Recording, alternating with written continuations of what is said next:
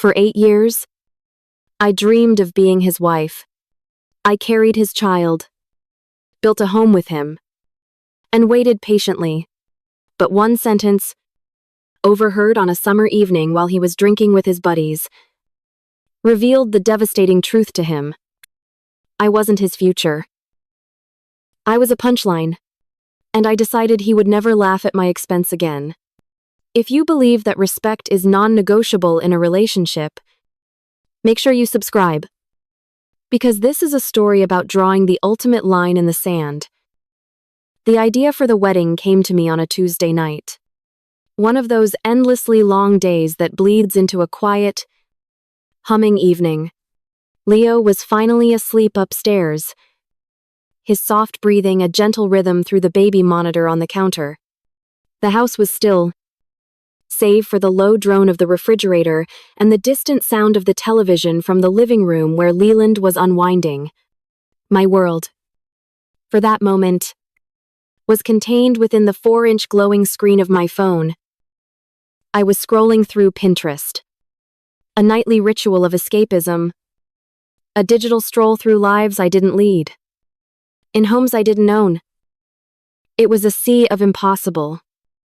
6-figure weddings, gowns that cost more than our car, floral arrangements that could cover our rent for a year.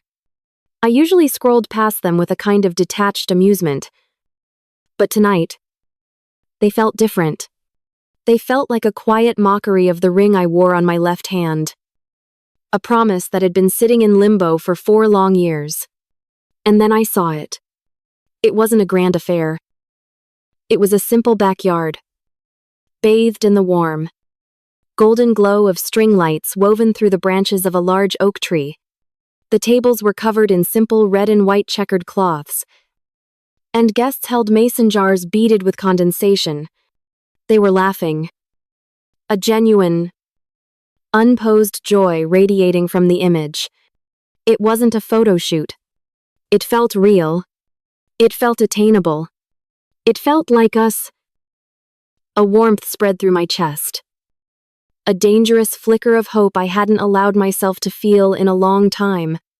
I could picture it so clearly in our own patchy backyard. I could almost smell the freshly cut grass.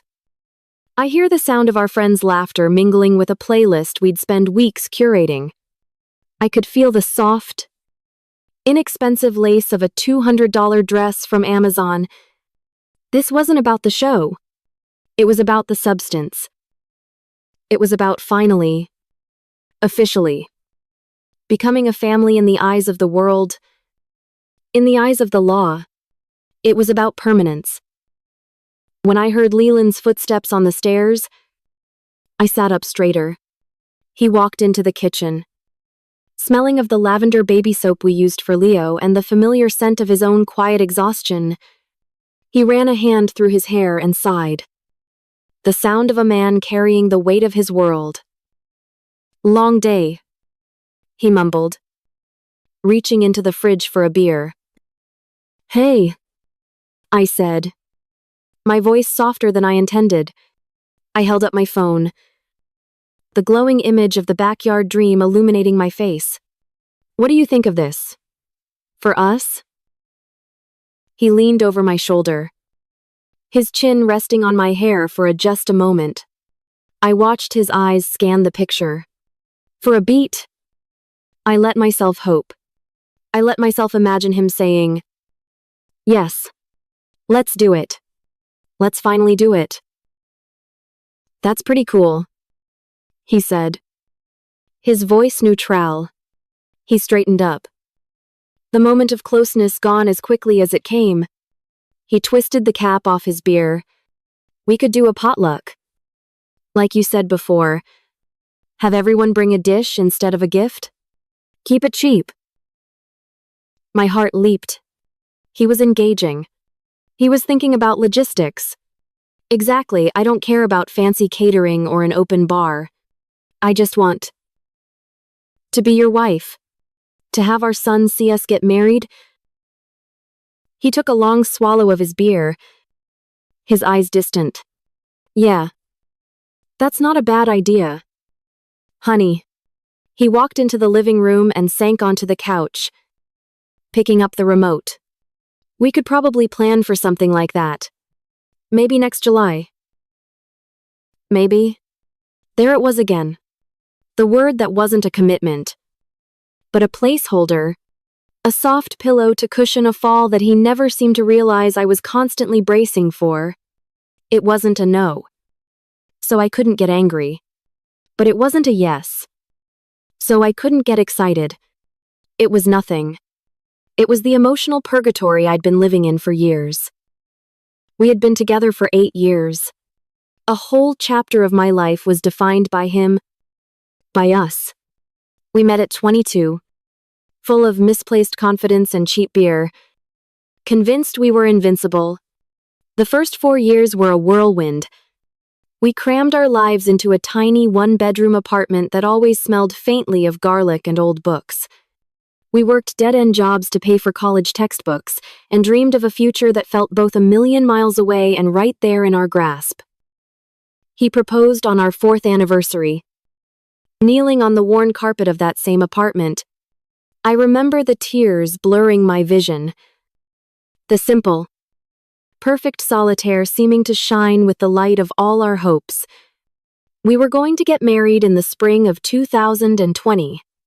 He had promised me, as soon as I get that promotion, we're doing this. The promotion came, but so did the rest of the world falling apart. The wedding binder I had started was quickly shoved under the bed as we focused on surviving. The company I worked for, a small marketing firm, went under. I lost my job. A few months later, unable to make rent, I lost my apartment. I remember standing on Leland's doorstep with 3 boxes, a potted plant, and a profound sense of failure. He just opened the door, pulled me into his arms, and said, "Welcome home." He was my hero.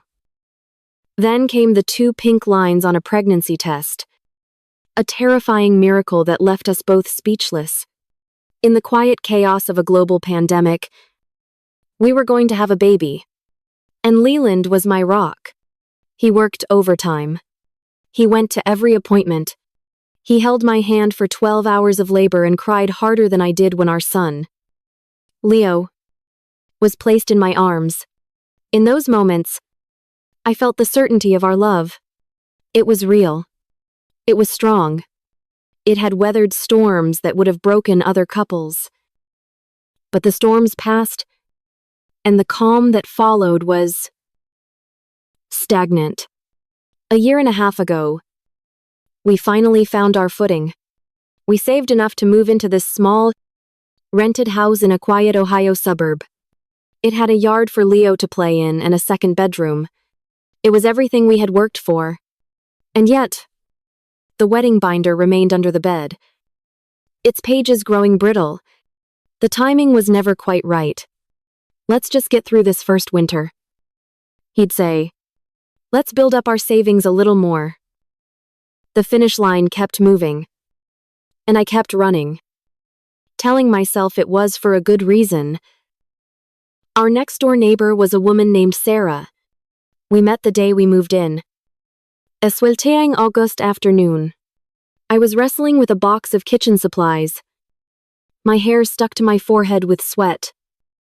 When she walked over with a pitcher of lemonade and 2 plastic cups, she was a nurse who worked the night shift at the local hospital.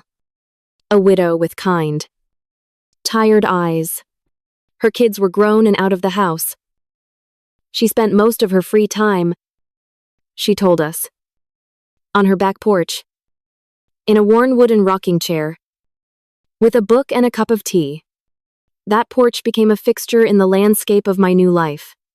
It overlooked her small, perfectly tended garden, and had a clear, unobstructed line of sight to our backyard and the garage attached to our house. The day it all shattered was a Saturday in late July. Our neighbor on the other side, Mike, was hosting his annual summer barbecue. The air was thick and sticky, smelling of charcoal, citronella, and cheap beer.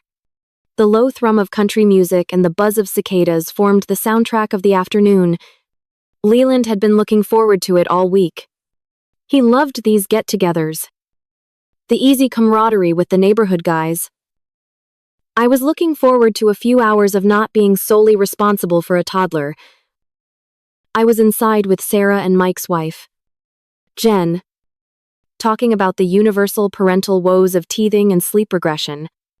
Leland was outside with a group of 4 or 5 guys, gathered in the open garage where Mike was showing off the engine of his project car, a vintage pickup truck.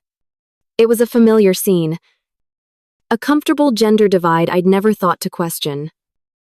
I realized I'd left Leo's favorite dinosaur-shaped sippy cup on our patio table earlier. Excusing myself, I walked out the back door. The screen door creaked shut behind me as I stepped from the cool of the air conditioning into the oppressive humidity of the evening.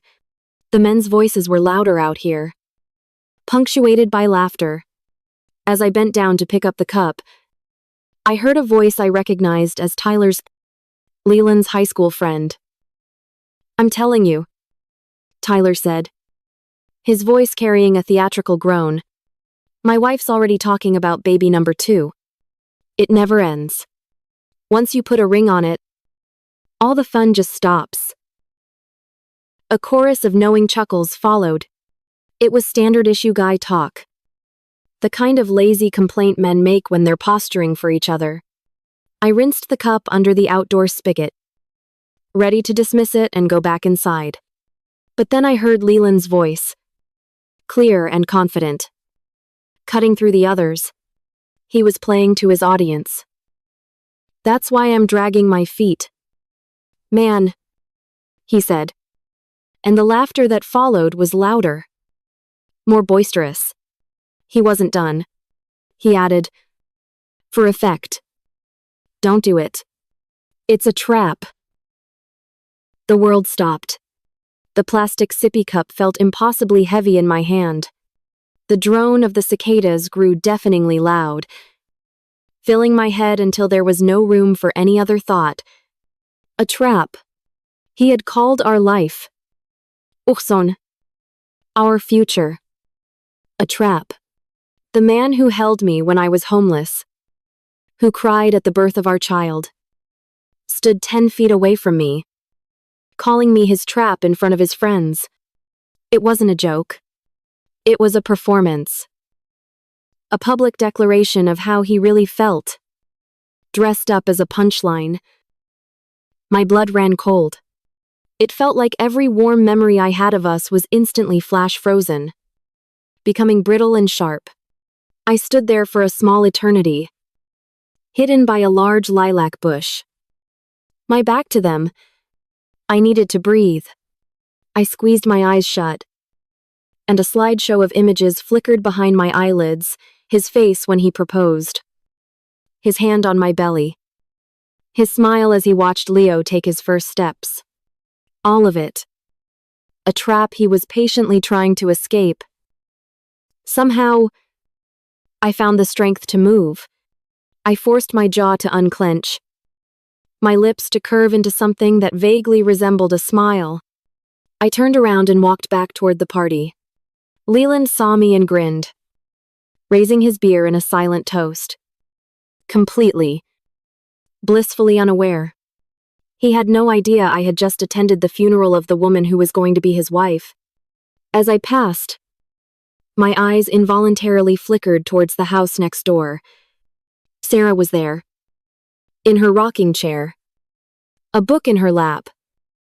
Our eyes met for a fraction of a second across the stretch of green lawn. She gave me a tiny, almost imperceptible nod. It wasn't pity. It was confirmation. I heard it too. You're not crazy. For the next 2 weeks, an icy silence grew in our home that only I seemed to notice. Leland went on as if nothing had changed. But I couldn't unhear his words. They were a ghost in every room. A whisper in every, "I love you." I was watching him. Really watching him. For the first time in a long time, I saw the way his eyes glazed over when I talked about the future. The way he'd subtly changed the subject whenever I mentioned the wedding. I decided I had to know for sure. I had to give him one last chance to prove the ghost wrong. It was a Wednesday night. Quiet and domestic. Leo was asleep. Leland was on the couch, scrolling through his phone, the blue light illuminating his face in the dim room. I sat down, leaving a careful distance between us. "Hey," I began, my voice steady despite the frantic beating of my heart. "I was looking at our budget today. That potluck wedding idea really is doable. If we started planning now for next July, we wouldn't even have to dip into our main savings. I was thinking maybe simple colors, like navy blue and gold." I let my voice trail off, leaving the space for him to fill. I watched him. He didn't look up from his phone. His thumb continued its rhythmic, hypnotic swipe across the screen. There was a long, heavy pause. "Babe," he finally said, his voice devoid of any emotion. It was the voice he used to talk to a customer service representative. "I think we need to seriously weigh the pros and cons before rushing into anything." Pros and cons. 4 words. 4 words that bulldozed the last remaining structure of our 8-year relationship. He wasn't weighing the cost of a wedding. He was weighing the value of a life with me. I was a line item on a spreadsheet, a potential liability. And in the cold, clinical finality of that statement, I had my answer. The ghost wasn't a ghost. It was the truth. And it had been standing in front of me all along. The television continued to drone on, filling the space he had left empty. A laugh track erupted from the speakers. A canned, hollow sound that seemed to mock the crushing silence inside my own head. Pros and cons. The words didn't just hang in the air, they burrowed into my ears, setting up a permanent, painful residence in my thoughts. He hadn't shouted. He hadn't been cruel. He had been casual. It was the casualness that felt like a physical blow. The effortless way he had demoted our entire life together into a business transaction he was still mulling over. For a long time, I didn't move. I just sat on the couch, my hands folded in my lap, and stared at the flickering screen. I watched an entire commercial for a car I couldn't afford and a family that wasn't mine. My body felt strangely heavy, as if gravity had suddenly decided to focus all its attention on me. There was a buzzing in my ears, low and persistent. I wasn't crying. The feeling was too cold for tears, too sharp. It was the chilling clarity of a fever breaking. The moment you realize the sickness you've been fighting wasn't just in your head. Finally, I pushed myself up from the couch. My legs felt unsteady. I walked past him, still engrossed in his phone, and slid open the glass door to the backyard. The night air was cool and damp, a welcome shock against my skin. I stepped out onto the concrete patio, my bare feet immediately chilled by the stone. The moon was a thin, silver sliver in the dark sky. The world was quiet out here. I could hear the distant hum of the highway and the rustle of leaves in the neighbor's yard. I wrapped my arms around myself. Not because I was cold, but because I felt like I might shatter into a million pieces if I didn't hold myself together. I stood there for what could have been 5 minutes or 50. Just breathing, in and out. I wasn't thinking about the past 8 years. I wasn't thinking about the future. I was just focusing on the simple truth that had finally taken root. He didn't want to marry me. He enjoyed the benefits of having a wife, a partner, a mother for his child, a warm body in his bed without ever having to make the final commitment. He was keeping his options open, and I had been the most convenient option of all. The anger I had expected to feel wasn't there. In its place was a profound, almost serene sense of finality. The endless race I had been running, the one where he kept moving the finish line, was over. I was done. I slid the door open again and stepped back inside. The manufactured warmth of the house felt suffocating now. Leland looked up from his phone, a flicker of annoyance in his eyes, as if my presence were an interruption. "You okay?" he asked, his attention already drifting back to the screen. I didn't answer him. I walked over to the coffee table that stood between the couch and the television. For 4 years, the diamond on my left hand had been a part of me. I had learned the specific way it caught the light, the familiar weight of it on my finger. Now, it felt like a foreign object, a brand. Slowly, deliberately, I pulled the ring off. It slid over my knuckle with a surprising ease. I looked at it for a moment, glinting in the low light of the living room. It was just a thing. A pretty, expensive thing that meant nothing at all. I placed it gently on the dark wood of the coffee table. It made a soft, definitive clink. The sound seemed to echo in the silent room. Leland's head snapped up. His eyes darted from my face to my bare hand, then to the ring sitting on the table. The color drained from his face. I looked at him, my expression calm. "I'm going to make some pasta," I said, my voice even. "Do you want any?" The sheer normalcy of the question seemed to short-circuit his brain. He stared at me, his mouth slightly agape. What? What are you doing? Why did you take the ring off?" He stood up, his phone forgotten on the couch cushions. He took a step toward me, a look of panicked confusion on his face. This was not part of the script.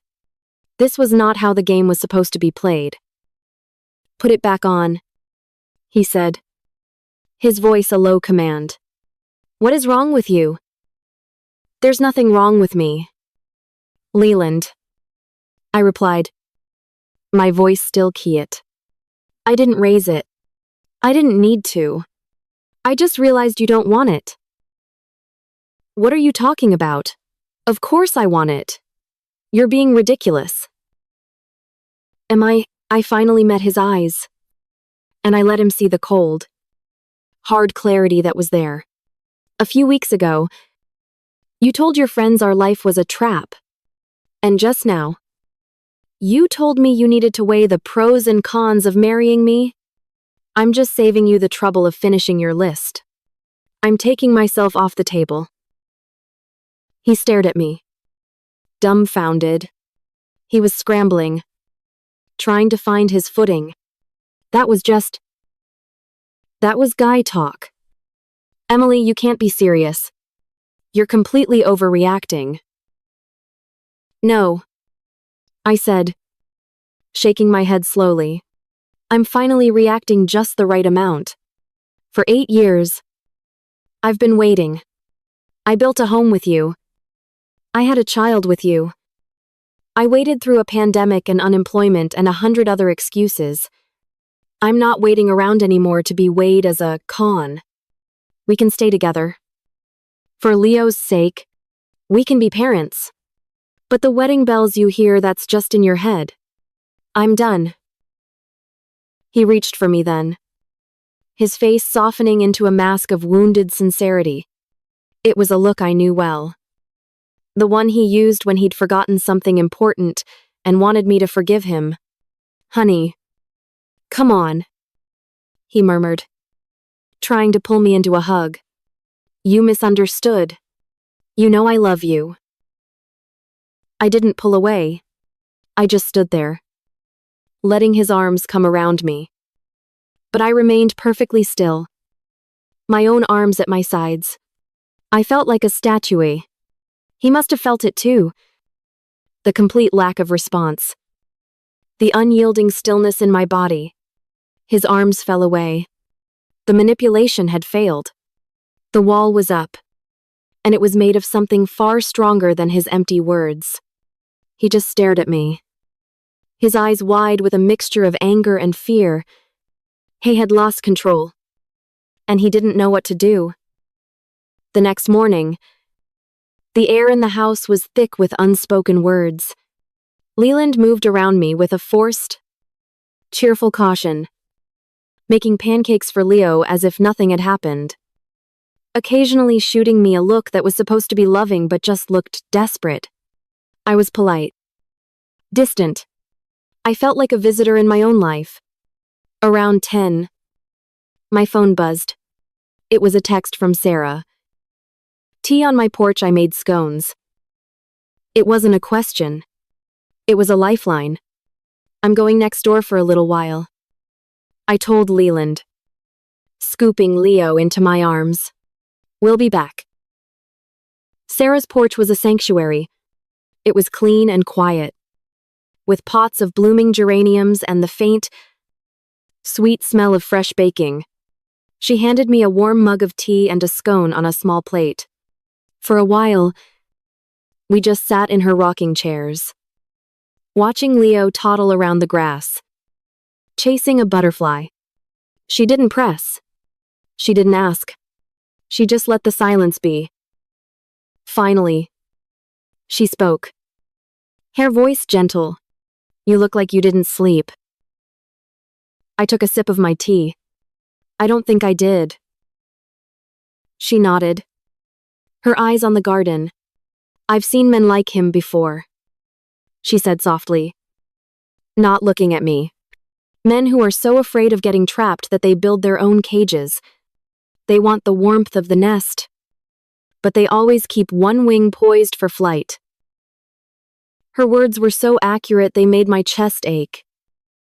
He called our life a trap, I whispered, the words tasting like poison. I know, she said simply. Honey, I heard. And that wasn't the first time I've heard him talking like that. I looked up at her, my heart starting to pound. What do you mean? She sighed. A heavy, weary sound. He takes his work calls in the garage. You know, with the door open when it's warm, and he talks to Tyler on speakerphone out there all the time. I'm not trying to listen, Emily, but the sound, it just carries. I've heard him complain about feeling locked down, about missing the good old days. She paused, taking a deep breath. Last week, I was out here potting these geraniums. He was on the phone with Tyler, and he was loud. I was so angry for you. Well, I did something a little crazy. I hit record on my phone. My blood ran cold. You have a recording? She nodded, finally turning to look at me, her eyes full of a fierce, protective kindness. I do. I felt terrible about it. It felt like a violation of privacy. But then I saw your face at the barbecue.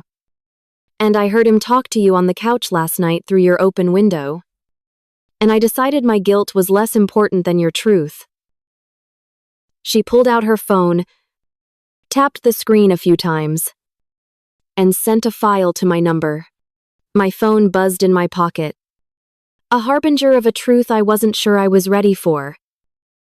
I thanked her, my voice hoarse, and carried a now sleepy Leo back home. I put him down for his nap, my hands moving on autopilot. Leland was in the shower. The house was quiet. I grabbed my keys and went out to my car. I couldn't listen to it in the house. This needed to be mine alone. I sat in the driver's seat of my minivan, the suburban symbol of the life he called a trap, and put in my earbuds. I closed my eyes and pressed play. First, there was a hiss of static and the sound of birds chirping. Then, Tyler's voice. And then, Leland's. It was so clear, so casual. He was laughing. I love her. Man, I do. His recorded voice said. A parody of sincerity. But the idea of being locked down forever, like, legally, it gives me hives. The kid already ties me down enough as it is.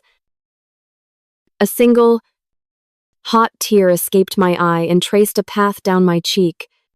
I didn't wipe it away. She keeps pushing for this big wedding, he continued, and I could hear the exasperated eye roll in his tone. I keep telling her we can't afford it. But really, I just don't want to do it. It feels so final. I gripped the steering wheel, my knuckles turning white. The recording went on for another minute, full of the same self-pitying, cowardly complaints. When it ended, I sat in the suffocating silence of my car. The one tear was joined by a silent, steady stream. I cried for the girl who had believed his promises, for the woman who had put her own dreams on hold, for the fool I had been for so long. But as the minutes ticked by, the tears slowed. The raw, hot grief began to cool, to harden. It was like watching water turn to ice. The sadness was burning away, and in its place, something else was being forged. Something cold, and sharp, and absolutely unbreakable. Resolve. I wiped my face with the back of my hand. I started the car, not to drive away, but just to feel the engine's power humming beneath me. I put the car in park and turned it off. I went back inside. Leland was out of the shower, oblivious, watching sports. I walked into our small office, a room filled with bills and baby pictures, and opened my laptop. The screen flared to life. I opened a blank document. Then I opened my messaging app, scrolling back months, then years. I found every text where I had brought up the wedding, and every one of his deflections. June is just too crazy with work. Babe, let's wait until we have a real nest egg. Okay, why rush? Everything is perfect right now. I took a screenshot of each one. I saved them to a folder on my desktop. I opened another document and began to transcribe the most damning lines from Sarah's recording. The clicking of the keyboard was a quiet, rhythmic sound in the still house. It was the sound of an arsenal being built. It was the sound of a woman taking back her story. As I was saving the document, my phone buzzed on the desk beside me. It was a text from Leland, sent from the other room. Hey, sorry about last night. I was a jerk. To make it up to you, I booked a table at the Oak Room for Friday night. Just us. We can talk. I love you. I looked at the text. At the casual attempt to smooth over a wound he had no idea was fatal. I looked at my laptop screen, at the folder full of his lies and my quiet, mounting proof. A smile touched my lips. But it was a smile with no warmth. No humor. It was the smile of a woman who knew exactly what was for dinner. And it wasn't pasta. The text message from Leland glowed on my desk. A pathetic little white flag from a battle he didn't even know had been declared. The Oak Room. We can talk. I love you. For a moment, I pictured it, the dimly lit restaurant. The starched white tablecloths, the single red rose in a slim vase. I imagined him sliding into the booth, his face a carefully constructed mask of remorse. He would order my favorite wine. He would talk about how stressed he'd been, how he said stupid things he didn't mean.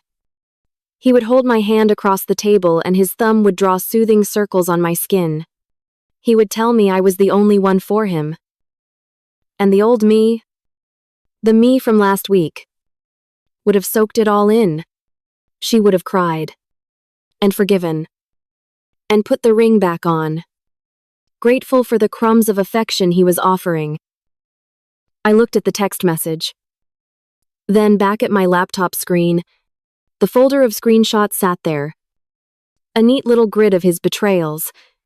The transcribed audio file waited patiently in a separate document. The woman who would have gone to the oak room was gone. She had died in the backyard. Listening to a joke. The woman who sat here now was a different person entirely. She was a historian, an archivist of her own heartbreak, and she was building a museum for everyone to see. I ignored the text. I didn't delete it. I let it sit there. A final, unanswered plea. The rest of that day and the next were a strange, out-of-body experience. I went through the motions of motherhood, of running a household. I played with Leo on the floor, building towers of colorful blocks just so he could knock them down with a shriek of glee. I made meals. He did laundry. I paid a bill online.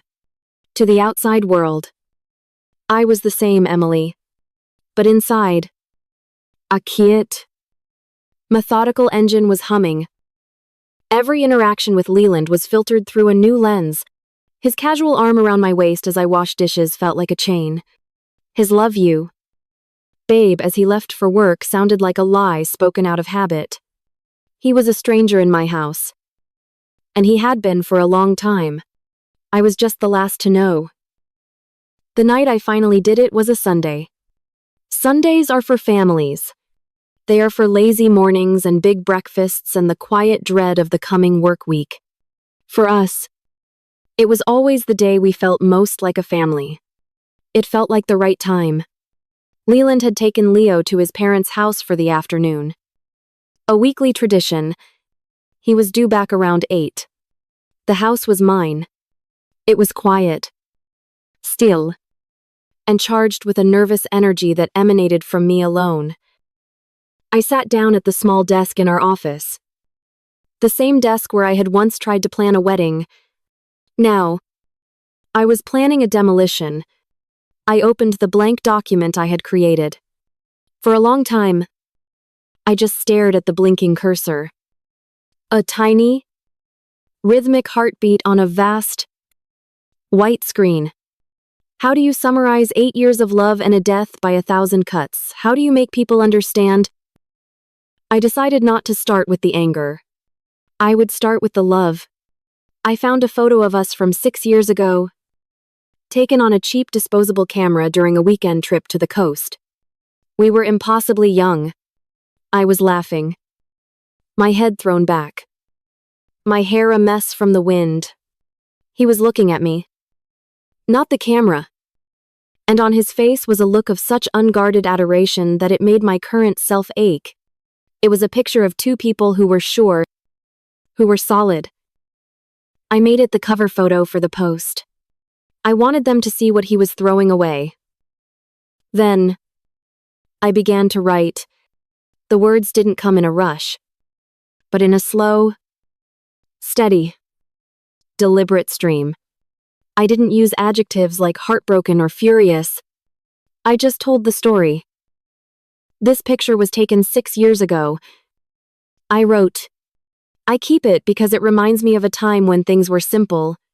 For 8 years, Leland has been my partner, my best friend, and the father of my beautiful son. For 4 of those years, I have been his fiancé. I have waited patiently through a pandemic, job losses, and all the chaotic, beautiful struggles of building a life, always believing that our commitment to each other was the one constant. I believed we were on the same team. I paused, reading the words back. They were true. They were fair. I wasn't a victim. I was a partner who had been deceived. I continued, my fingers moving faster now. I wrote about the dream of the backyard wedding, about not needing a fantasy, just a reality with him. And then, I got to the barbecue. I described the scene, the sounds, the smells, and I wrote down his words. I overheard him say it to his friends. He said he was dragging his feet on our wedding because, in his words, marriage is a trap. I tried to tell myself it was a joke, but a few weeks later, when I tried to talk to him about it, he told me we needed to weigh the pros and cons before we rushed into anything. The words looked so stark on the screen, so clinical, so cruel. Now, for the evidence, I wrote another paragraph. Words have weight, especially words spoken when you think the person who loves you most isn't listening. These are some of the words he said to his friend on the phone last week. Words that a neighbor accidentally recorded. I'm not sharing this to be cruel. I'm sharing this because I will not allow my life, or my son's life, to be called a trap or a con on someone's list. I am sharing this so that the truth is clear. Then I transcribed the quotes from Sarah's recording, the ones that had been seared into my memory. I love her. Man, I do. But the idea of being locked down forever, like, legally, it gives me hives. The kid already ties me down enough as it is. She keeps pushing for this big wedding. I keep telling her we can't afford it. But really, I just don't want to do it. It feels so final. Beneath that, I uploaded the screenshots of his texts, one after the other. A chronological timeline of his excuses. June is too crazy. Let's wait until we have a real nest egg. Why rush? Everything is perfect right now. It was a devastating, undeniable pattern of deceit. My heart was hammering against my ribs. This was it. This was the point of no return. I scrolled through the list of my friends on Facebook. My finger hovered over the tag button. I tagged his mother, a kind woman who had always treated me like a daughter. I tagged his sister, Jenna, who I adored. I tagged Tyler, the friend who had been on the other end of that phone call. And then I tagged 20 of our closest mutual friends, the people who had celebrated our engagement, who had come to our baby shower, who believed in the lie of us. My hand was shaking. For one fleeting second, I thought about closing the laptop. I could just walk away. I could take the ring back from the coffee table, slide it back on my finger, and go to the Oak Room on Friday. I could pretend I never heard any of it, but I knew I couldn't. The respect I had for myself, a respect that had been dormant for years, was finally awake, and it would not be silenced. I took a deep breath. I moved the cursor over the blue post button, and I clicked. The post went live. For a moment, there was nothing, just the quiet hum of the laptop. And then, my phone, which was sitting on the desk beside me, buzzed. Then it buzzed again. And again. It began to vibrate continuously. Affrontique. Trapped insect buzzing against the wood. Notifications. Messages. Comments. The storm had made landfall. I picked up the phone, my thumb swiping across the screen. I didn't look at the notifications. I put it directly into airplane mode. I would not be a participant in the chaos I had just unleashed. I lit the match. And now I would step back and let the fire burn. Just as the screen went dark, a final text notification managed to slip through from Sarah. Good for you, girl. Standing by. A small, genuine smile touched my lips. I wasn't alone. I stood up and walked into the kitchen, my legs feeling surprisingly steady. I opened the fridge and pulled out a bottle of water. I was thirsty. I felt dehydrated, as if I had been crying for days, even though I hadn't shed a tear. I had just twisted the cap off the bottle when I heard the sound of Leland's car pulling into the driveway. A few minutes later, The front door opened. He was home. I braced myself. He walked into the kitchen, a tired smile on his face. Hey. My mom sent leftovers. He stopped mid-sentence. His phone was in his hand, and it was buzzing, just as mine had been. He looked down at it, his brow furrowed in confusion. He tapped the screen. I watched his face as he read. I will never forget the sequence of emotions that played out across his features. First, confusion. Then, dawning comprehension. Then, a wave of pale, sickly shock. His eyes, wide with disbelief, slowly lifted from his phone and met mine across the kitchen island. Emily, he whispered, his voice cracking. What did you do? Before I could answer, the doorbell rang. A sharp, frantic, repeated ringing. Not a polite press, but someone hammering the button with their thumb. Leland looked at the door, then back at me, pure panic in his eyes. Emily, what did you do? Take it down. Take it down right now. You're destroying my life, he shouted. His voice a ragged. Despérate his. I took a calm sip of my water. Your life, I said. My voice dangerously quiet. You mean the trap? He recoiled as if I'd slapped him. The doorbell rang again. More insistent this time. He ran to the front door, looked through the peephole, and swore under his breath. It was probably Mike from next door, or another neighbor, drawn by the digital explosion. He didn't open the door. He turned, his back pressed against it, and stared at me. Please. Emily, he begged. And now there were tears in his eyes. Please. Just take it down. We can talk about this. I walked out of the kitchen and stood at the bottom of the stairs, putting a safe distance between us. I shook my head. There's nothing left to talk about. Leland, you did all your talking when you thought I wasn't listening. He slid down the door, his head in his hands. I could hear him muttering, Oh my God. Oh my God. I turned and walked up the stairs, my footsteps silent on the carpet. I went into Leo's room and checked on him. He was sleeping soundly, one arm thrown over his stuffed bear. Oblivious. I stood there for a long time, just listening to the sound of his breathing. It was the only sound that mattered. From downstairs, I could hear Leland's voice, muffled but clear. He was on the phone. Mom. No. It's not what you think. She's twisting everything. I can explain.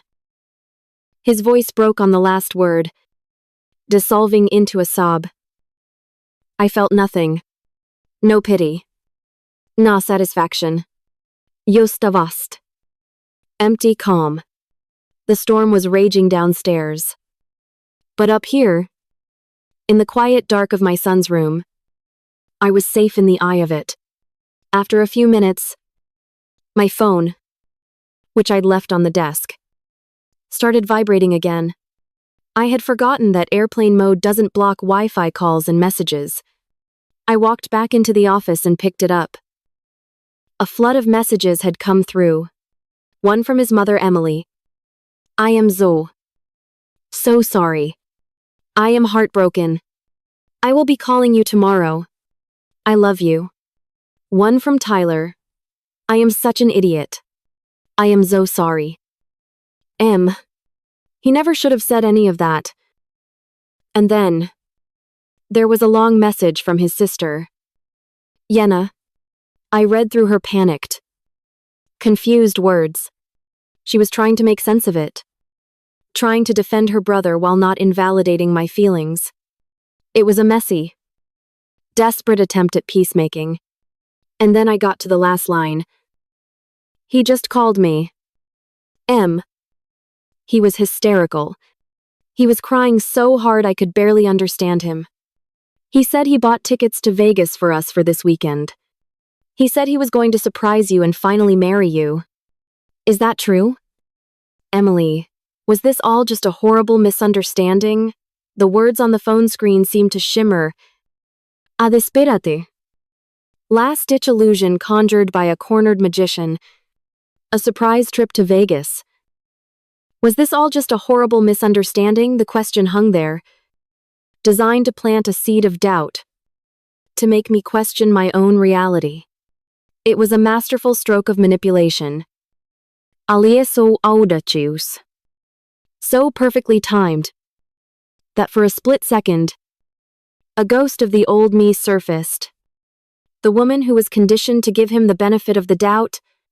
She wanted to believe it. She was desperate to believe that this was all just a terrible, cosmic mistake that could be undone. But she was gone. I had buried her 2 weeks ago, in the backyard of a suburban house, next to a vintage pickup truck. The woman who was here now just felt tired. Tired of the games. Tired of the lies. This wasn't a misunderstanding. It was an insult. It was one final, desperate attempt to paint me as the crazy, overreacting woman and him as the romantic, misunderstood hero whose grand gesture I had ruined. My fingers moved with a cold, detached precision. I took a screenshot of Jenna's text. I didn't reply to her. Engaging would be falling into his trap, getting drawn into a messy, emotional debate where he could twist words and gaslight me, his sister, and anyone else listening. The truth. I had learned. I was not defended in private messages. It was stated, publicly and calmly, with evidence. I opened my Facebook post. The comment section was a wildfire of shock, support, and condemnation. I ignored it all. I scrolled to the top and clicked edit. At the very bottom of my original post, I added a new section. UP date I typed. For those who may be hearing a story about a surprise Vegas wedding this weekend, please know that this is the first I am hearing of it. It's a beautiful story.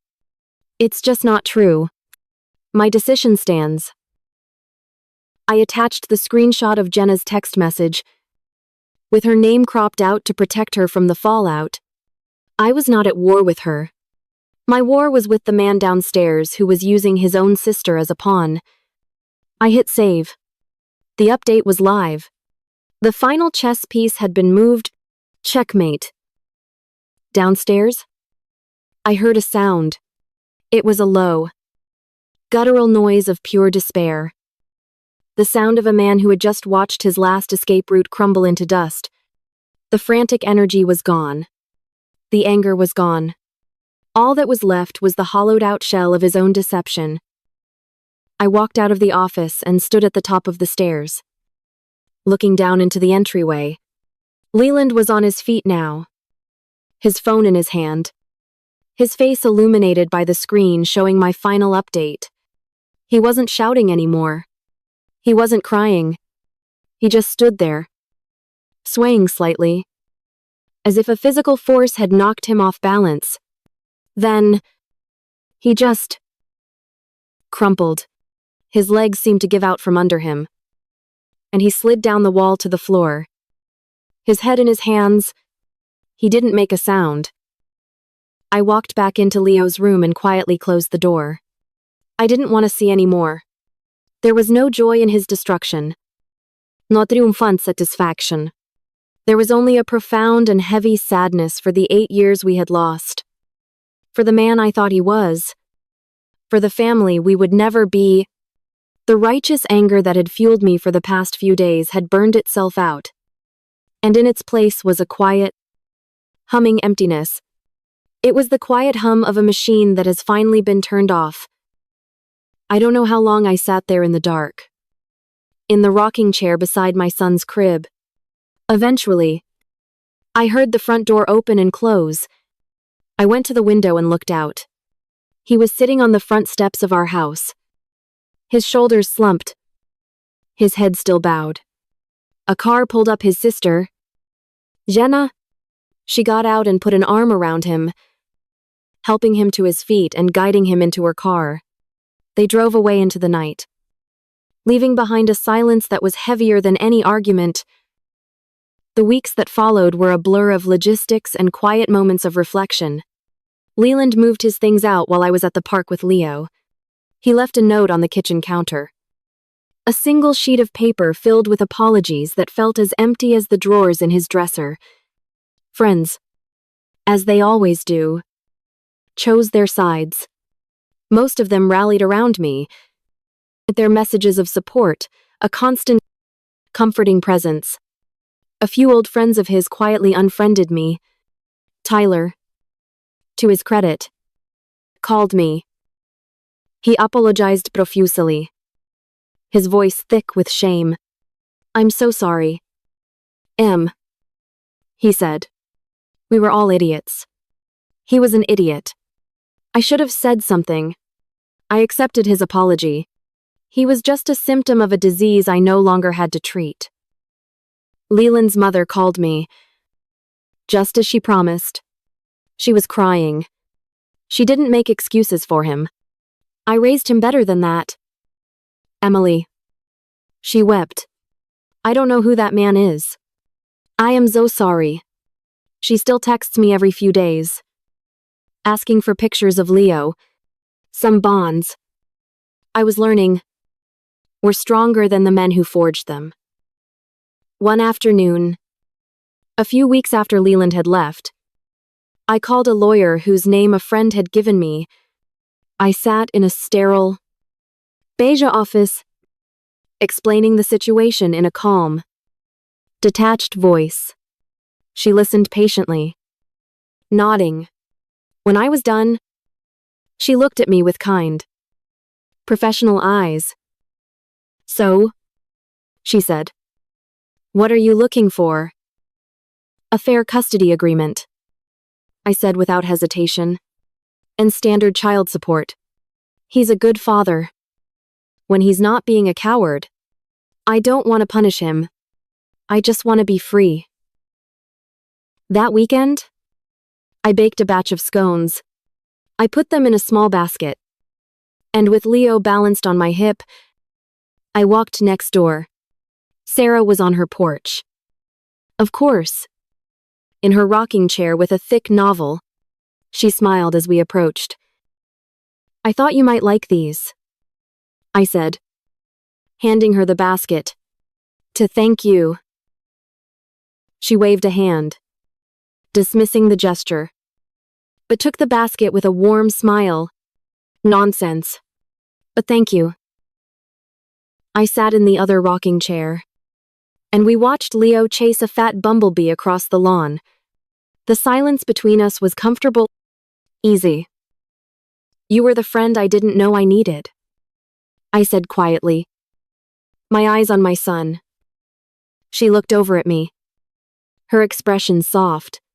"Sometimes the world puts people where they need to be," she said. "We have to look out for each other. No one else will." That evening, after I put Leo to bed, I stood in my quiet house. It felt different now. Bigger. Full of potential. I walked into the living room and picked up the engagement ring from the coffee table where it had sat. Untouched. For weeks. I held it in the palm of my hand. It was still beautiful. It just wasn't mine anymore. Months have passed. A quiet, healing rhythm has settled into our lives. Leland and I communicate through a co-parenting app. Our interactions are brief, polite, and focused solely on Leo. I heard through Jenna that he started therapy. I hope it helps him. I truly do. This afternoon, I took Leo to the park. The sun was warm on my face, and a gentle breeze rustled the leaves of the giant oak trees. Leo was laughing. A pure, uncomplicated sound. As he tried to climb up the slide, I sat on a bench, watching him, and I felt a smile spread across my face. It wasn't a performance. It wasn't a mask. It was real. A young couple sat down on the bench next to me. They were holding hands, and she was admiring a brand new, sparkling diamond on her left ring finger. They were radiating that intoxicating glow of fresh promises and infinite possibility. She caught me looking and gave me a shy, happy smile. I smiled back. There was no envy in my heart, no bitterness, only a quiet sense of peace. My left hand felt strangely, wonderfully light. For 8 years, I thought love was about waiting for a promise to be fulfilled. I realize now, sitting on that park bench with the sun on my skin, that true love is a promise you make to yourself, a promise to honor your own worth, to protect your own peace, to never again accept being a con on someone else's list, a promise to be free,